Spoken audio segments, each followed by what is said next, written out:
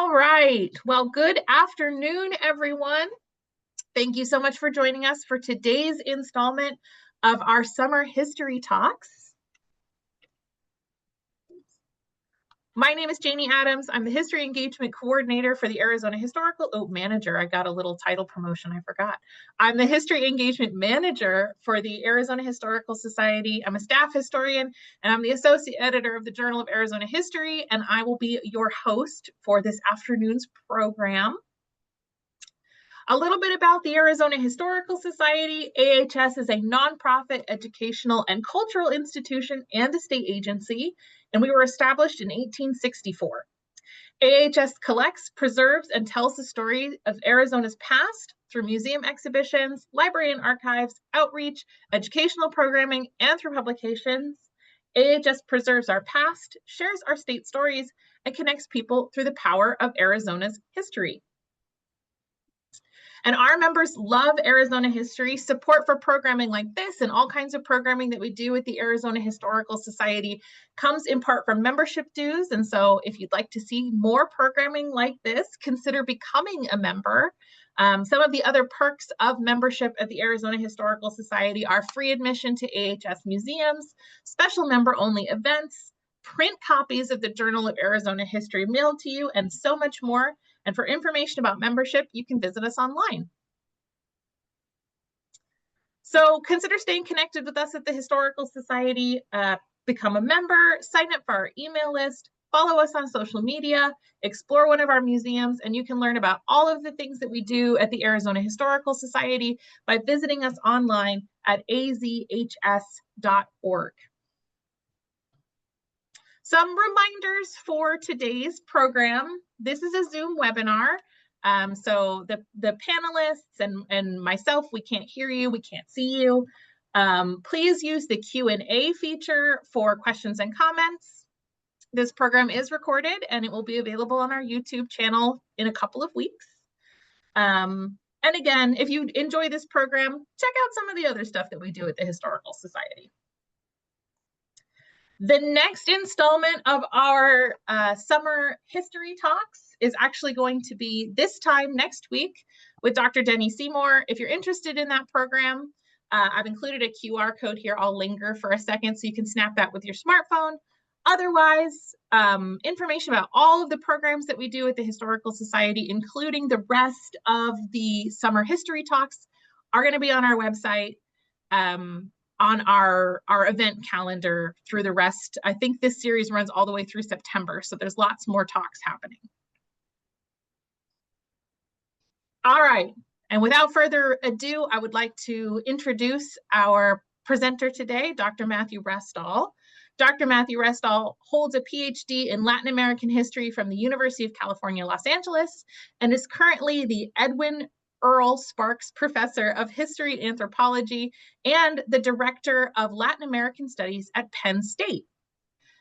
Professor Restall has published 23 books, 41 counting revised and translated editions, and 90 essays and articles focusing on 3 fields: Spanish Conquest era, Maya history, and the African diaspora in the Americas.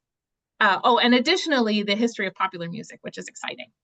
His best-known books are The 7 Myths of the Spanish Conquest, When Montezuma Met Cortés, and new this year are books on Elton John and the 9 Lives of Christopher Columbus. What an interesting combination of topics. You'll have to tell us more about that. And without any further ado, Dr. Restall. Okay, you do share.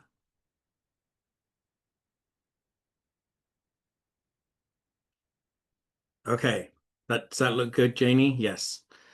I'll assume there's a thumbs up. Thank you so much for that introduction. Looks great.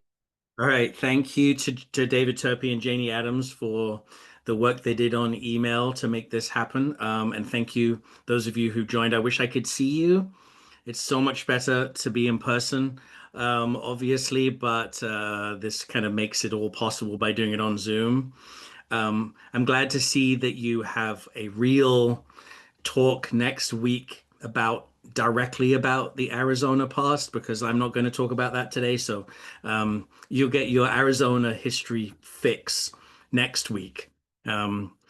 And I'm going to talk about the three people that we can see here. I'm not going to talk about Elton John, although yes, I know that's kind of weird, and I like how Janie was kind of intrigued by that. I do have a talk that's called "What Do Montezuma and Elton John Have in Common?"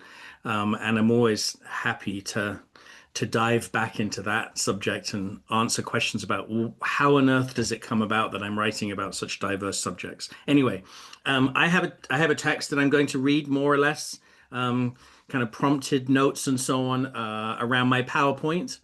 And the PowerPoint I put together for you guys, hopefully it kind of keeps you engaged without actually being us all being in a room together.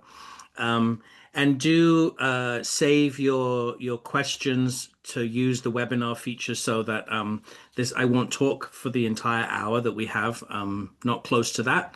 So there will be time for us to do Q&A. I love the Q&A.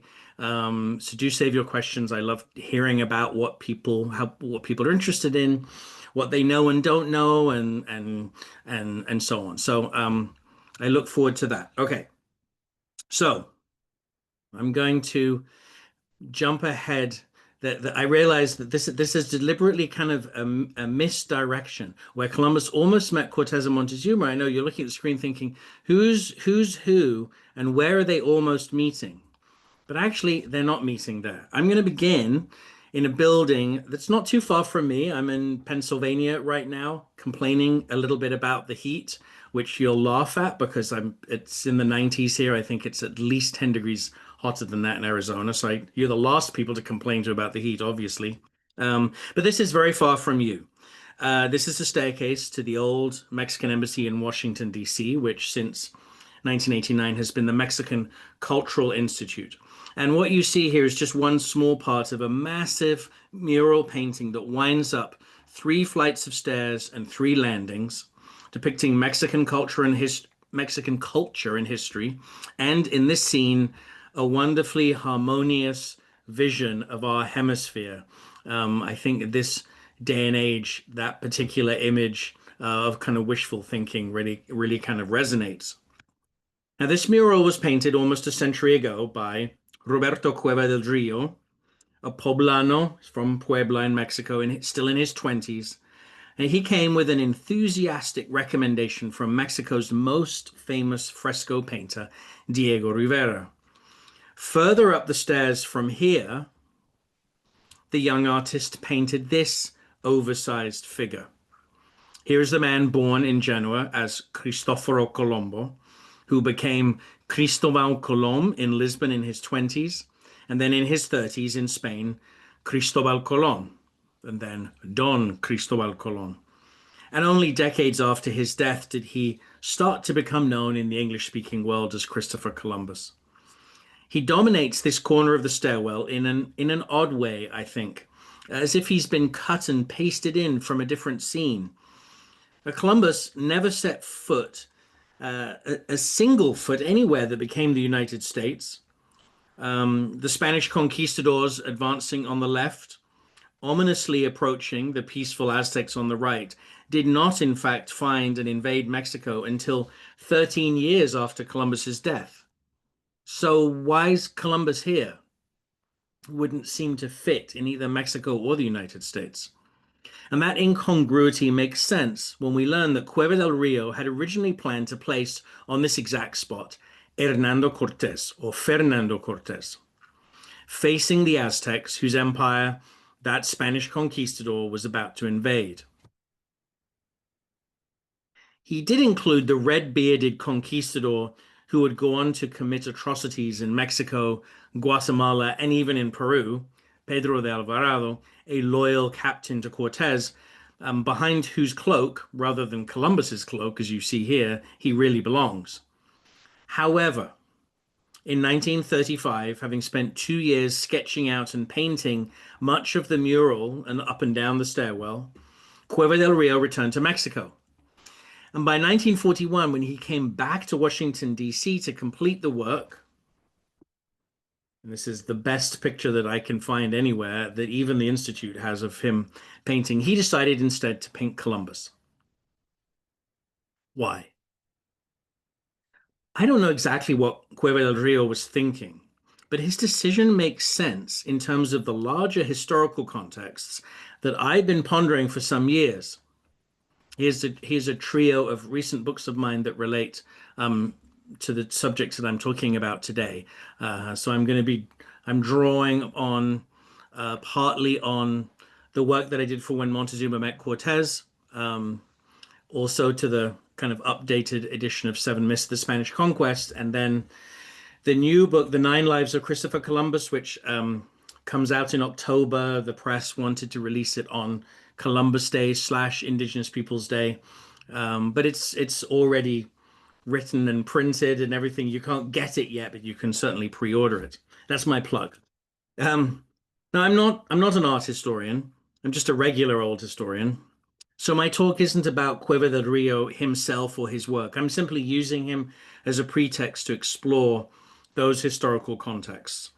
And before turning to the Genoese and Castilian men who appear in the talk title and on my book covers here, let's briefly turn to the Nahua man whose name and imaginary face also appear here, but who's missing from Cueva del Rio's mural.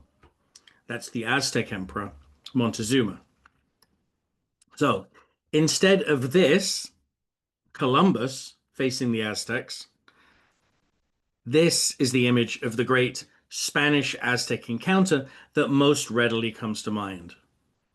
In both visual and textual form, the depiction of the first meeting of Cortés and Montezuma at the gates of the Aztec imperial capital of Tenochtitlan in November of 1519 has been popular for centuries. You can find it everywhere. In illustrations of the 18th, 19th, and 20th centuries, and here are just 3 examples, each picked from a different century. In Mexico City, at the site of that first meeting, you can see the old plaque that used to be there to commemorate it, and then a newer one, which sometimes is visible as it is here. I was just there a couple of weeks ago, and you couldn't even see that one right now, but it's there. And also, perhaps surprising to some of you, here in the heart of the US Capitol building in Washington, D.C., where it appears as a scene from the frieze of American history. And that's American as in the United States, not the Americas. And yet here we are, a scene in Mexico City. We're going to return briefly to this in a while. So the central feature of all of these depictions is the alleged fact of Montezuma's surrender. And I have written about this extensively and talked about how this image here is a perfect example of that representation, visual representation of that surrender. And this is important because it's in the Capitol, in the dome, in the rotunda of the US Capitol. Millions and millions of American visitors see this every year. As it explained to them as they go through the building, moments in American history, beginning with Columbus, and here is one. And there's Montezuma surrendering. A year after this event took place, this supposed surrender in November of 1519, a year later in 1520, after the Spaniards had murdered Montezuma and then been driven out of Tenochtitlan by the Aztecs, Cortés wrote to the King of Spain. He told the king that Montezuma repeatedly surrendered his empire to Spain, that he'd been a Spanish prisoner for 6 months before being killed by his own people. Well, I investigated these claims for years, and as a result of doing research on multiple projects, and I came to the conclusion that they're all bald-faced lies. Right? I didn't approach this topic with a view to trying to prove that it was wrong. These were what I'm now calling lies, were things I completely accepted when I was an undergraduate, when I was a graduate student, in the early years of my career. And I came to believe as a result of my research that Montezuma in no sense surrendered. Confident in his stature as a powerful ruler of an expanding empire, Montezuma was far from intimidated by the confused company of squabbling interlopers. He was a zookeeper, a botanist, a librarian, a consummate collector of creatures, things, and knowledge. Motivated by intense curiosity, the emperor played a cat and mouse game with an unsuspecting Cortés from April to November of 1519, drawing the foreign newcomers into his capital to study them, which he did for the next 6 months. He was their host, not their captive, not until the end of those months, when Spaniards seized and stabbed him as they fled the city. That's a very different view of Montezuma and of the Aztecs from the view that has been popular and prevailed for centuries. But my efforts to rehabilitate Montezuma are part of a movement to persuade the world to rethink the Aztecs, to accept that the popular and mostly scholarly perception of them has, for 5 centuries, been shaped by the relentless PR campaign waged by Spanish conquistadors, chroniclers, and friars to justify invasion and colonization, further perpetuated for centuries by all the imperial powers of the West, the US included, to similarly bolster Western imperial ideology. In other words, Montezuma's surrender symbolized indigenous acceptance of Western superiority at the highest level, thereby helping to justify not just Spanish colonialism, but all Western colonialism. So a cartoon like this, it's a little bit old now, but it's not completely not completely irrelevant to current events. The cartoon only makes sense because in the popular mind, the defining feature of the Aztecs, and by extension, I would argue all Indians, is human sacrifice. Now, the rehabilitation movement certainly has an extreme wing. I realize I threw a bunch of stuff out there that I can come back to later, but I'm going to keep moving. Has an extreme wing, and here this image here gives you kind of examples from 2 ends of this wing. On the left here, here's a map showing the Aztecs actually discovering Spain rather than the other way around. So the most extreme kind of wing of this rehabilitation movement is in Mexico, and does involve a sort of conspiracy theory angle in which the Aztecs discover Europe, and that their rituals of execution, as I would call human sacrifice, is actually complete Spanish inventions. I think that goes too far. But equally extreme is, I would argue, the mainstream popular perception of Aztec life as a kind of horror comic bloodbath. The Aztecs, in fact, inherited and then further developed a civilization that was distinct but not inferior to that of any in the world, including that of Christian Europe. Public ritualized executions were regularly carried out in the Aztec world for political, religious, and judicial reasons, just as they were in Christian Europe. Accusations against the Aztecs of idolatry, cannibalism, and obsessive human sacrifice on a monumental scale. Here I'm quoting from the cartoon there at the top right-hand corner. They were just that, accusations, unfounded and malign, against which scholars are still fighting an uphill battle. As scholars have been working hard to overturn this traditional narrative. That narrative idealizes the conquistadors as a handful of Spanish adventurers who miraculously and heroically conquer a vast, demonic barbarian empire. That narrative is nonsensical and blatantly wrong, although in battling it, we must avoid going too far in the other direction by demonizing the Spaniards. That is itself an old Protestant tradition, dubbed the Black Legend a century ago by Spanish scholars, one especially popular in the US and Protestant Europe for centuries, a pro-Columbus tradition that depicts the Aztec-Spanish encounter as the clash of 2 bloodthirsty empires. In fact, Cortés was not a great general, just a great opportunist. Spaniards did not simply conquer Aztecs. The Aztec Empire split in 2 as second city Texcoco turned on first city Tenochtitlan, the empire briefly collapsing in on itself before rising again as the Spanish-Aztec hybrid empire of the early Kingdom of New Spain. So from that perspective, La Conquista did not end, but began in 1521. The revisiting and rewriting of the conquest of Mexico is part of a dynamic international debate among scholars in the US, Mexico, and to some extent Europe. But popular perceptions remain relatively unchanged, especially outside Mexico. Mexicans have for long maintained a willingness to rethink Montezuma and the Aztecs.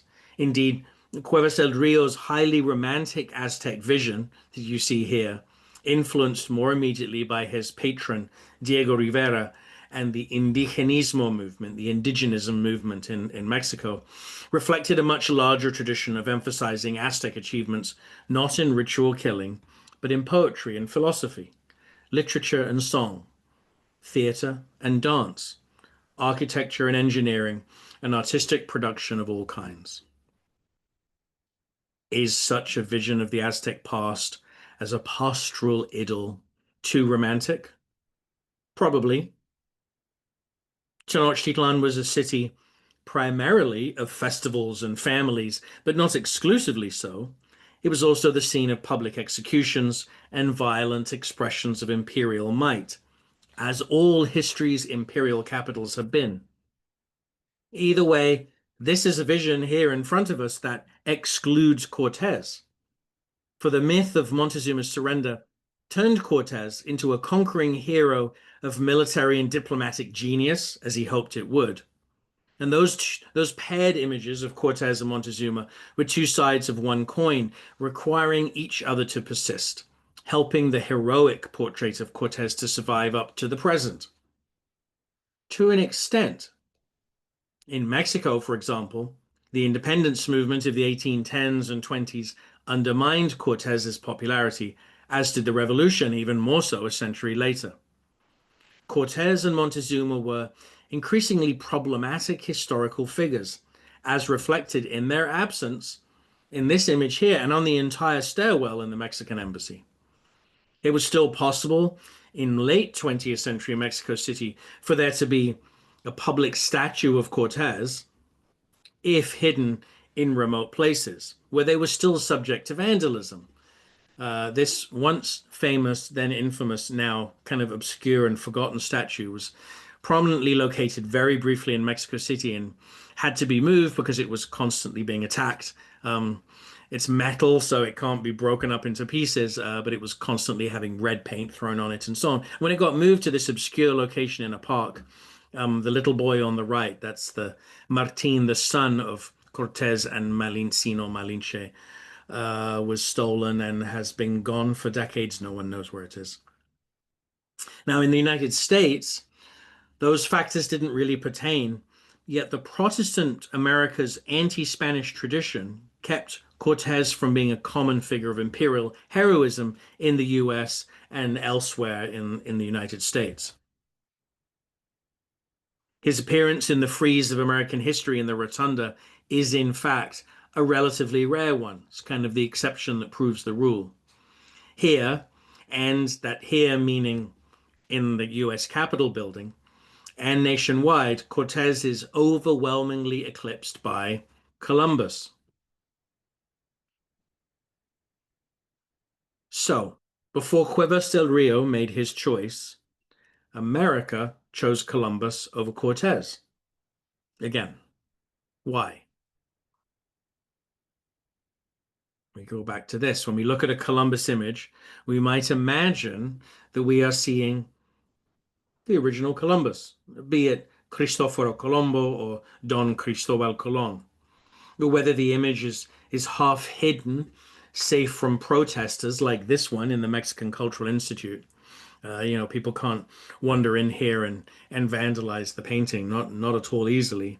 Or whether the images are exposed to this kind of treatment, as public ones have been in recent years, decapitated, pulled over, thrown in rivers and harbors and so on, or just removed by authorities in order to prevent the vandalism. Or whether the Columbus image is hanging in a venerable museum like the Met, the Metropolitan Museum of Art, portrait of a man said to be Christopher Columbus. This caption's a little long. I'm sorry. I know while you're reading it, you're trying to listen to me at the same time. Um, but I'm sure you can do it. None of these images are of the historical Columbus. None of the ones you've seen painted or sculpted or you'll see in my talk. This one, which I would guess is vaguely familiar to most of you, perhaps even all of you. You maybe don't know why, but you're like, yeah, I've seen that. I think I might have a book with that on the front cover, something like that. Well, it's not Columbus at all. It's actually a Bologna clergyman that Venetian artist Sebastiano del Piombo painted around 1534. So that's 3 decades after Columbus died. And the date of 1519 that is on here has been added later, along with a mendacious inscription identifying its subject as Genoa's famous son. So somebody took this painting of this obscure Bologna clergyman and added this stuff in later in the 16th century in order to make the painting more valuable and to sell it. The Met, hedging its bets, insists this is, quote, portrait of a man said to be Christopher Columbus. That could be said of almost every single Columbus portrait. For despite hundreds of claims, not even one was created from life, none of them really any more reliable as likenesses than this one. But it could also be said of the Columbuses that appear on monuments and in books, including almost all of the 2,000 books written about him. For he has been seen, we see him, through numerous filters, most of them created in the 19th century, but some going back to his own lifetime. Those filters have generated what I call the myth history. It's not a word that I made up, that I have used it in writing for a couple of decades now. And faith history. This is a word I did just make up. I'm sure it's been made up by other people before me, but I couldn't find it. Faith history, like myth history, therefore the H does double duty, so kind of turn it into a single word. Faith history. So to complete the sentence, those filters have generated what I call the myth history and faith history of Columbiana. Columbiana is built upon manufactured mysteries. There's mysteries invented to thus be solved surrounding Columbus's name, his nationality, place of birth, ancestry, education, religion, intellectual vision, moral fiber, sexual proclivities, and current resting place. Yes, that's a lot. All of them challenged and reclaimed, all fought over with astonishing fierceness. Over 24 nations, islands, provinces, or cities claim to be his birthplace. At least 11 Italian cities and 17 other countries.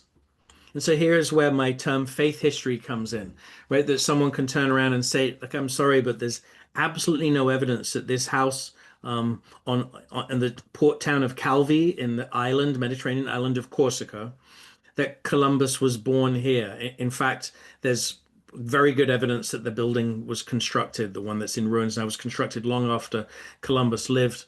It doesn't matter, but people on Corsica will say, well, but we believe.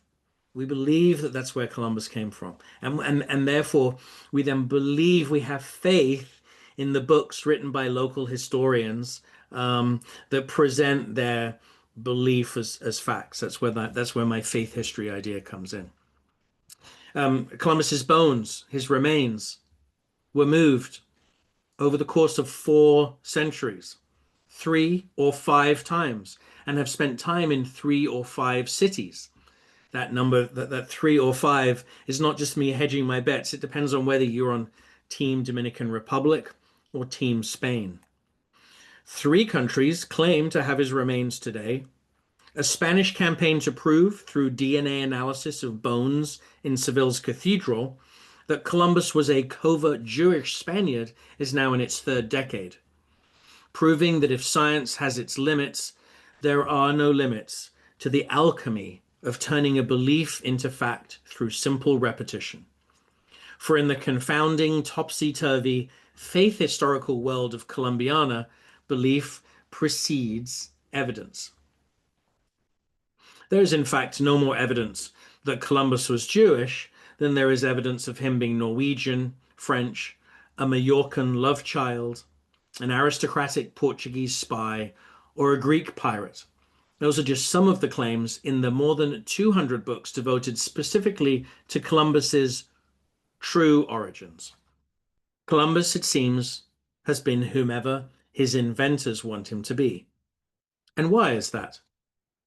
Columbus himself is to some extent to blame, because he planted seeds of mystery by trying to hide, out of embarrassment, his modest origins. His grandfather, a cheesemaker, his father, a wool weaver and tavern keeper. After the age of 27, he never again returned to Genoa, never set foot in Genoa again. Seafaring was his means to achieve an obsessive, single-minded ambition, social mobility. With sons growing up in court, that's the Spanish royal court, as founders of a Spanish aristocratic dynasty, an ambition he achieved. The dynasty's patriarch today is the 20th Admiral of the Ocean Sea. His name, Don Cristobal Colon, Spanish aristocrat, actually a naval officer and a businessman, just like the first Don Cristobal Colon. Now, that dynasty survived through 4 centuries of litigation, beginning the year of Columbus's death. His cluster of titles of high office and nobility, along with incomes equivalent to millions of dollars a year, don't believe that Columbus died a pauper, prompted lawsuits among his descendants and between them and the Spanish crown, encouraging the misconception that the details of Columbus's life were so debatable as to justify litigation. In the 19th century, those contrived doubts about his origins became sucked into the vortex where imperial ideology, nationalism, and localism or micro-patriotism collided. Okay, there's a lot in that sentence. Let me unpack it just a little bit here. Columbus was a prime candidate for micro-patriotic appropriation due to his transatlantic, transnational fame. Little islands such as Corsica and Majorca could claim larger spots on the map by being the real birthplace of the discoverer. And see, a place like Corsica, it's not an independent nation, was part of the Genoese Empire, then it was part of Italy, it's part of France now. To be patriotic in Corsica, therefore, because Corsica is not a separate country, what I'm saying is that's micro-patriotism. That's a kind of a regionalist patriotism. It's a localism. The Spanish regions, suffering protracted efforts to center the nation on Madrid, most notably Catalonia and Galicia or Galicia, could use Columbus to center the narrative on them. So micro-patriotism is, by definition, competitive. Thus, birthplace claims by Corsica and towns in southern France competed with those in nearby northwest Italy, Genoa included, just as claims by Portugal and Galicia, which are adjacent sibling regions of Iberia with a deep history of rivalry, stimulated each other in a to and fro that has flourished since the late 19th century. Really took off in the 1890s and is as powerful today in the 2020s. Similarly, the claim that Columbus was secretly Jewish can be explained in similar terms. The claim, right? Not the fact, because there is no evidence of it. The anti-Semitic decades of the late 19th to mid-20th century was not coincidentally a peak period of claims that Columbus was Jewish. It was comfortingly ironic for Jews on both sides of the Atlantic to believe that a man revered as a foundational civilizational hero for whom there was a sustained international campaign during the same period to canonize him as Saint Christopher, that he had been actually a covert Jewish survivor during another anti-Semitic age, outwitting the Spanish Inquisition to achieve fame, wealth, and social status. Prominent proponents of this theory included Holocaust survivor and Nazi hunter Simon Wiesenthal, whose 1968 book was a bestseller. You see it here.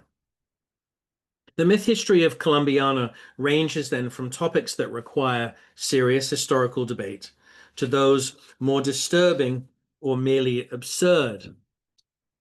No, Queen Isabel did not actually pawn her jewels to pay for Columbus's first voyage.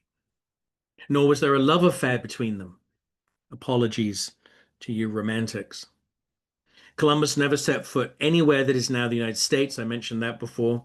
His missing Genoese birth certificate is not missing, as the church did not implement such records until well over a century after his birth. His ambition to find fortune at sea was positively pedestrian, in that, throughout the 15th century, thousands of Portuguese, Spanish, and northern Italian men explored, traded, slave traded, and hoped to become conquistador settlers in the Atlantic Ocean, or the Ocean Sea as they called it. There they gradually extended the European presence from islands to mainland, a steady collective enterprise, not a lone or exclusive one. Nor was Columbus's geographical vision one of unique genius. The notion of him confronting at Salamanca the learned clerics of the Inquisition and the Spanish court, being ridiculed and rejected by them, only to triumph over their medieval flat earther ignorance, is pure nonsense. The invention primarily of 19th century American Protestant writers. And this image here actually is an illustration that appears in a number of books by American Protestant writers of the 19th century. In fact, royal officials correctly understood the Earth's sphericity and size. They knew the Earth was round and they knew more or less accurately how big it was. But Columbus massively miscalculated the oceanic distance from Spain to Japan, shrinking it by 2/3 to match how long 15th century ships could stay at sea. As for the treatment of indigenous peoples in the Caribbean and circum-Caribbean, their systematic raping, maiming, slaughtering, displacing, and capturing, it was undeniably brutal, shocking by the standards of any era. By 1540, as many as 500,000 were enslaved, many sold in Spain. Were Columbus and his brothers to blame? They certainly participated in the trade. It would have been surprising if they had not. But they did not start it, and nor could they have stopped it.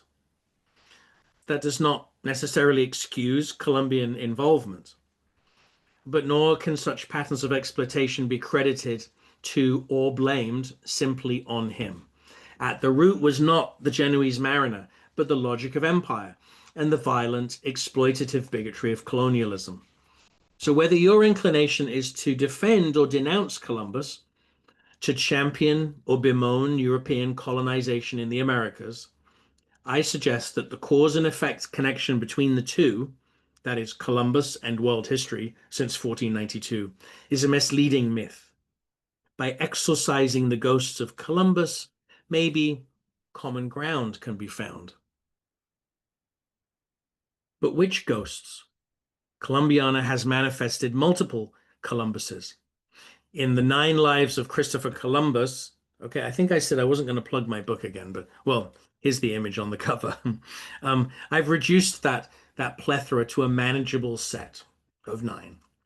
I hope you're curious enough to discover for yourself what the 9 lives are, exactly, how I have sort of cut up this cake or this pizza. But here's one as an example. Life 4, the Saint, focused on the campaign that I just mentioned to canonize him as Saint Christopher. This was a serious, sustained effort supported by 2 19th century popes. In a sense, this sainthood campaign originated with Columbus himself. His predominant goal was social mobility rather than spiritual elevation, but he did become increasingly religious during his last dozen years, the years of his second, third, and fourth voyage, pious to the point of narcissism, driven to persuade the Spanish monarchs that he was an instrument of God. He even convinced himself that he was in the Bible. His voyages prophesied in the Old Testament. The famous Dominican friar, Bartolome de las Casas, believed the whole conceit, as it served his goal of trying to convince the crown that God led Spain to the Americas to save souls, not carve out an empire. And Las Casas' conviction centuries later encouraged the campaigners for a new St. Christopher. Now, their campaign was doomed to fail. But its greatest hurdle wasn't today's accusations of unsaintly activities such as slave trading initiating genocide, and, if you'll forgive this image coming up, sexually assaulting manatees. This is an absurd allegation, but I felt obliged to tackle it with some seriousness in my book. It's popular on social media platforms like TikTok. Rather, the obstacle to sainthood wasn't this. It was Columbus's failure to marry his second son's mother, a teenager in Cordoba named Beatrice, whose commoner rank impeded his ambition to establish a noble dynasty in Spain. And here, this image of her, of course, is completely imaginary, and it accompanies books written in the 19th century, which were trying to promote the canonization campaign, which argue that, in fact, he had married Beatrice, that she was actually a noblewoman, that they were married, and so on. So this is sort of an attempt to eliminate that obstacle to sainthood. Either way, saint or sinner, there's a twist here. The Christian cult of sainthood provided a template for creating avatars or localized manifestations of past heroes, reinforced by the neoclassic culture of heroic statues that especially flourished in the 19th century. Kind of a lot that I just said in there. So again, let me kind of explain this just briefly. There remains deeply rooted in Western civilization, and still does today, a rather complex concept, but one that you all completely get.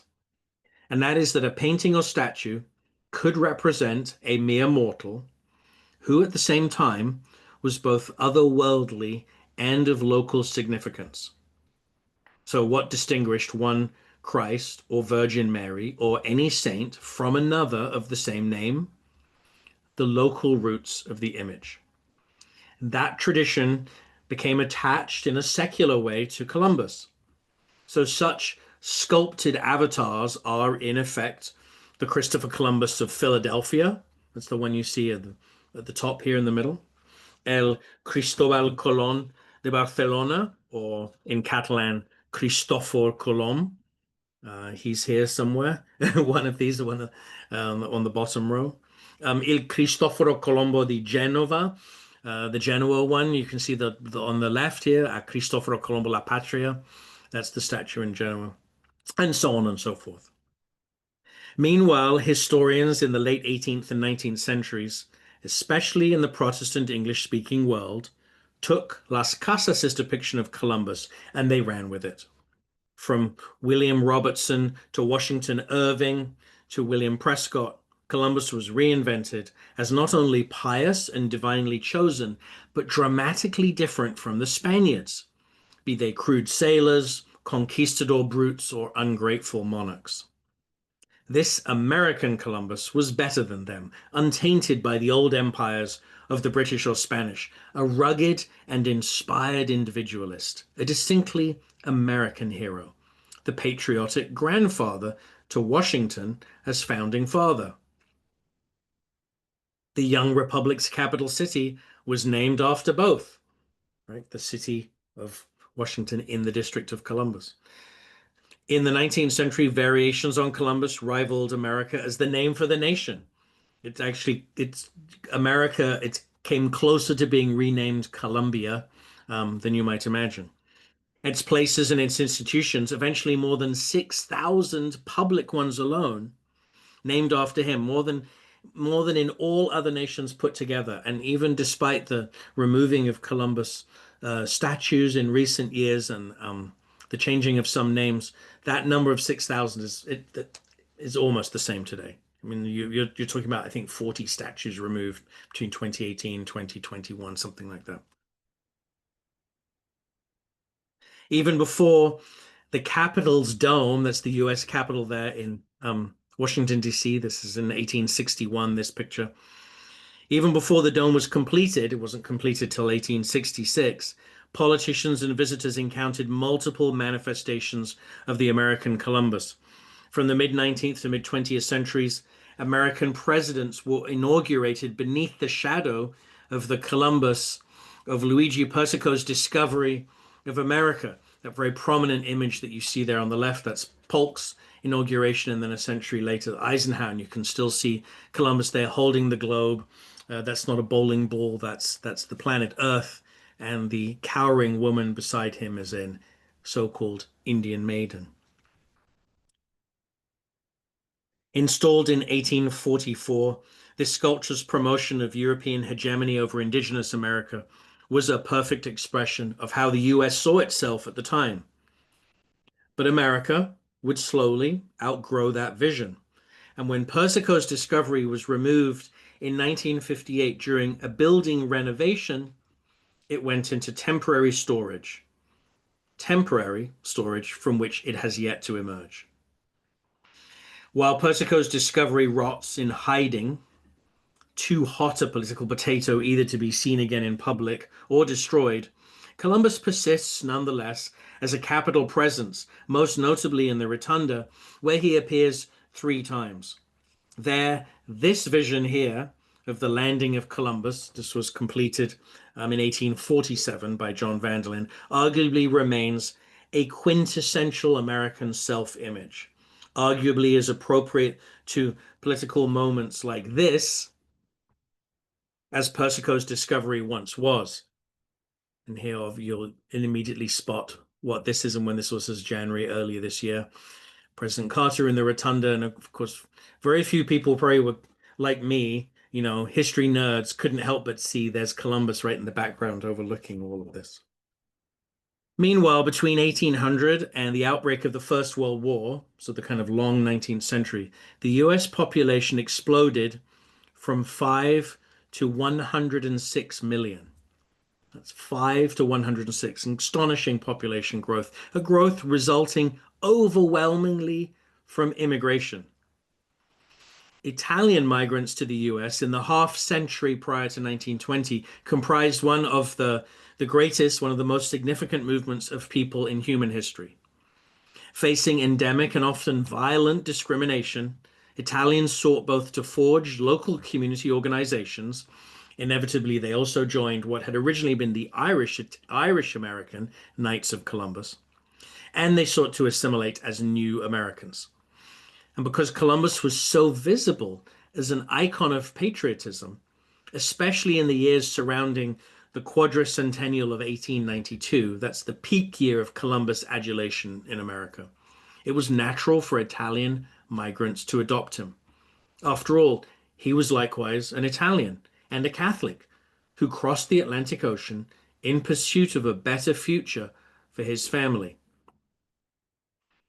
These two Columbuses, the patriotic American Columbus and the Italian American Columbus, persisted in parallel, their differences gradually fading after anti-immigration laws of the 1920s pretty much halted migration from Italy, reduced it from a massive flow to a trickle.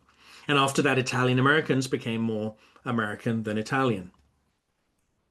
But by the 21st century, it thus made sense to indigenous and Black American protesters to target Columbus statues as symbols of slavery and racism. And even younger Americans of Italian ancestry understood that perspective. But older Italian Americans still saw their Columbus as representing triumph over discrimination, not its perpetuation, fomenting a conflict rooted in the 19th century that I think is likely to continue for much of this century.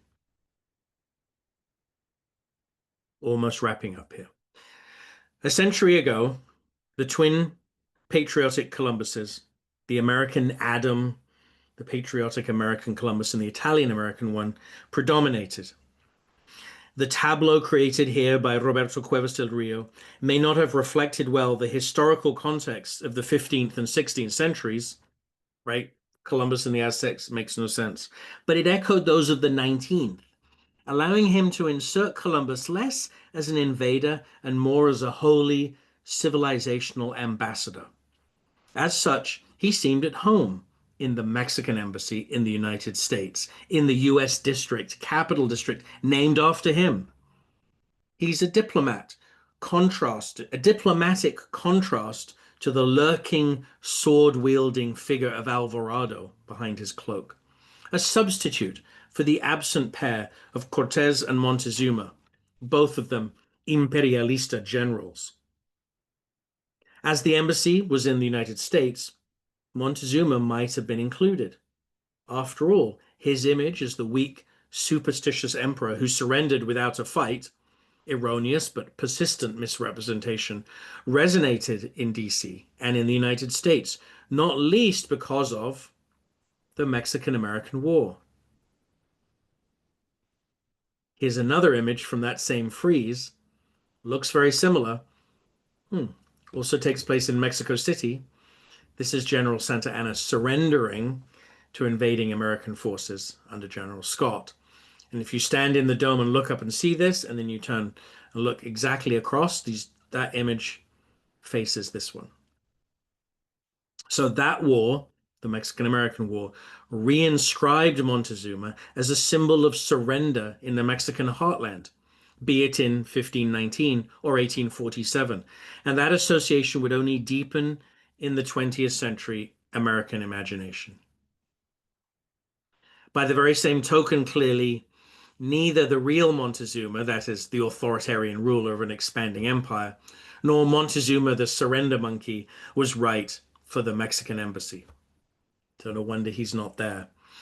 Nor would a suitable substitute have been Cuauhtémoc, Montezuma's replacement, both literally, Cuauhtémoc was actually the last Aztec emperor, and symbolically, as the Aztec hero commemorated in Mexico in Cuevas del Rio's lifetime. Cuauhtémoc's brief reign was squeezed into the final months of the War of the Spanish Invasion, a grim period in indigenous Mexican history, when conquistadors and warriors, slave traders, and fatal diseases stalked the land and would do for decades to come. None of that suited this celebration of an Aztec Mexico back in 1492, before Montezuma, before Cortés, before Cuauhtémoc, when Columbus was still, if you like, trapped in time, held back by the bend in the staircase.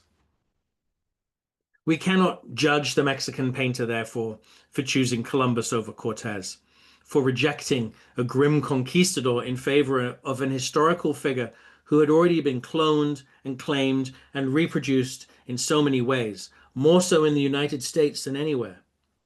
And do we judge the painter for daring to dream of an Aztec Mexico, or any Mexico, this peaceful?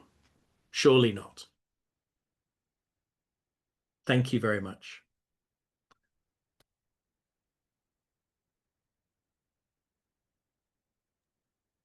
There we go. Sorry about that.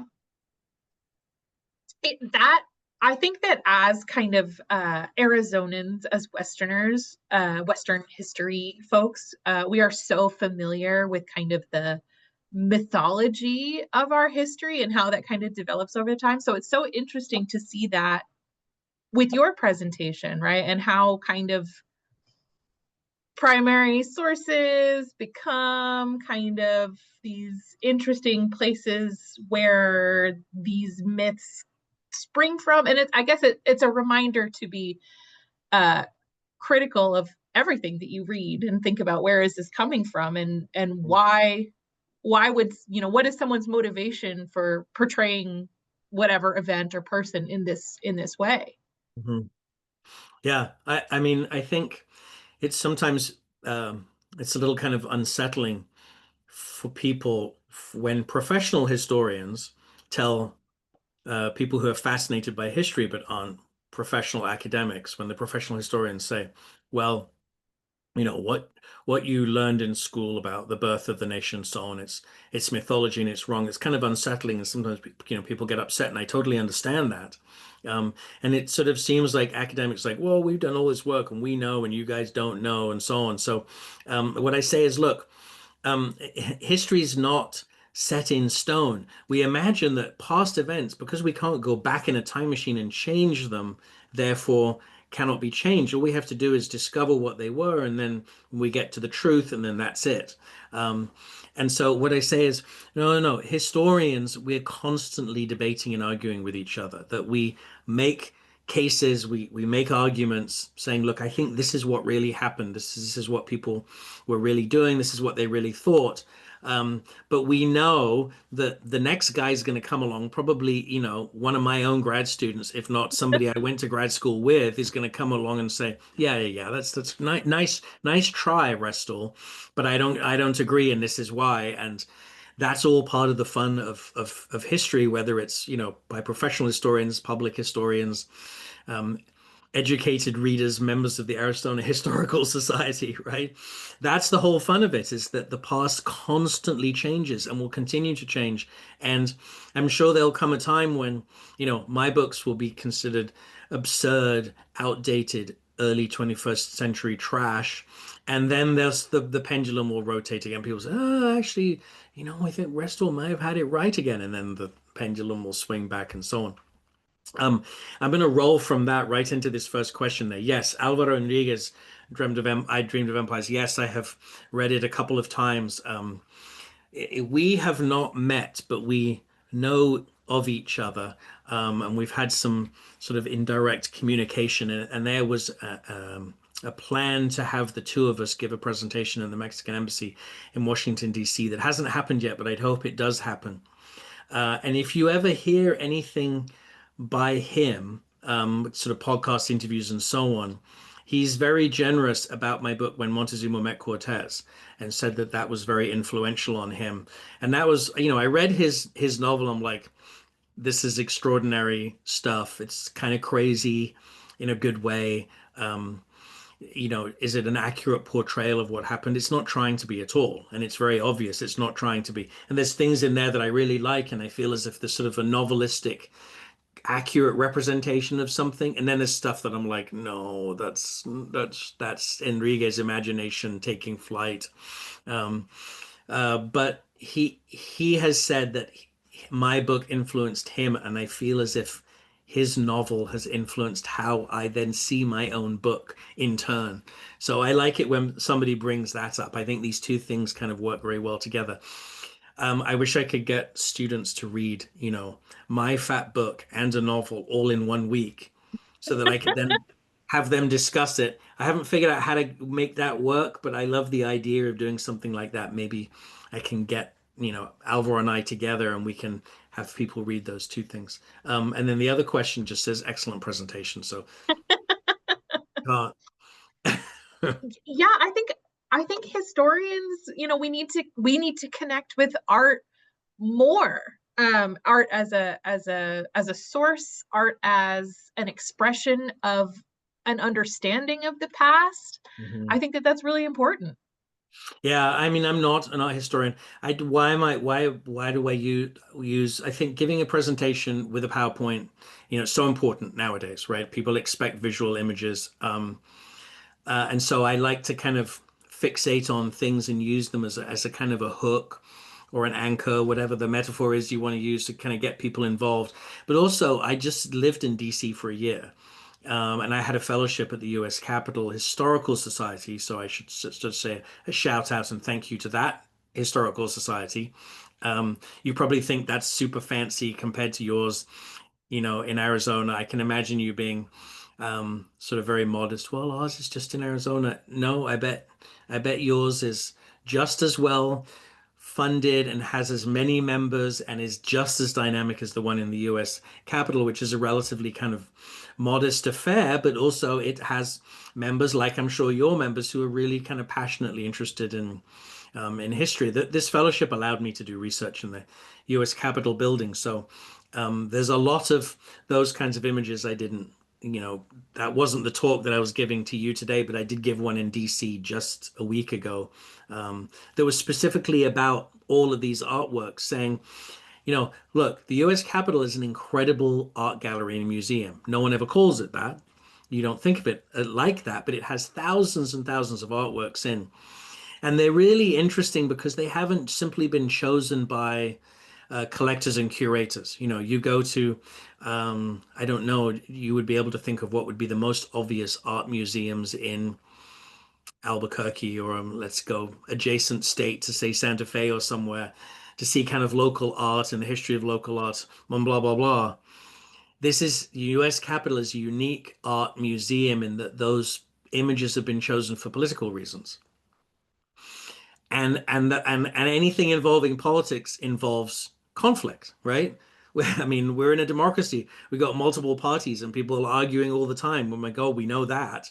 And actually, I would argue that that results in a really, really interesting collection of sculptures and statues and paintings and so on, in which someone has said this really reflects, our vision of America, and someone else comes along and says, that's appalling and offensive. This is what we want. And so as a result, you get a building that is so interesting to historians. And I'm sort of hoping that my work as a historian, not an art historian, encourages people who are not art historians to see it in that way. I bet, you could sort of transfer that over and put that into Arizona and see it in the same way.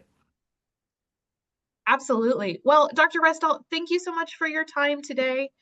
Thank you all so much for joining us, and we'll see you next week.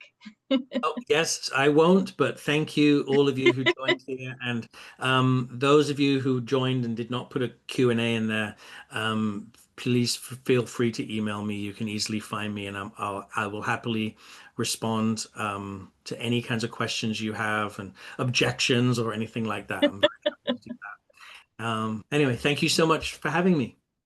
Thank you. Bye. Thank you so much. Bye.